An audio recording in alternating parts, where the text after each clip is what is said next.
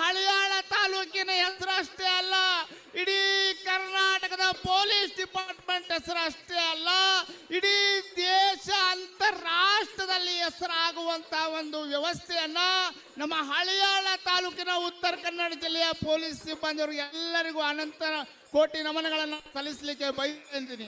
ಅದೇ ರೀತಿ ಇಂಥ ಒಂದು ಪೊಲೀಸ್ ಸಿಬ್ಬಂದಿ ಮುಂಬರುವ ಸಮಯಗಳಲ್ಲಿ ಸಿಕಂದರ್ ಶೇಖ್, ಪೃಥ್ವಿರಾಜ್ ಪಾಟೀಲ್, ಬನ್ಕರ್ ಕೆಲವೊಂದು 15ರಿಂದ 20 ನಿಮಿಷಗಳಲ್ಲಿ ಅವ್ರು ಬರ್ತಾ ಇದ್ದಾರೆ.